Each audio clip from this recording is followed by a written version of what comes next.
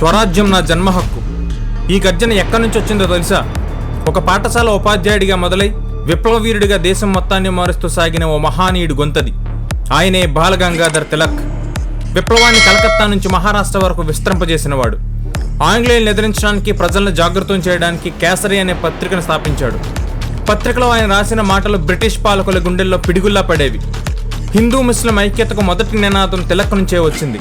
1906లో ఆయన పూణేలో జరిగిన సభలో హిందూ ముస్లింలు ఒకటైతే బ్రిటిష్ పాలన కూలుతుంది అన్నాడు. అంతేకాదు, గణేష్ ఉత్సవాన్ని ప్రజా ఉద్యమంగా మార్చిన తొలి నాయకుడు. అప్పటి వరకు గణపతి పూజలు ఇళ్లలో మాత్రమే జరిగేవి.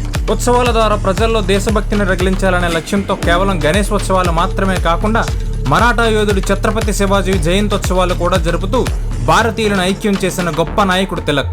ఇలాంటి మరిన్ని ఇంట్రెస్టింగ్ ఫ్యాక్ట్స్ తెలుసుకోవడం కోసం ఛానల్ సబ్స్క్రైబ్ చేయండి. దేశం కోసం ప్రాణాలు అర్పించిన ధీరులకు ఒక్క లైక్ చేయండి. Thank you.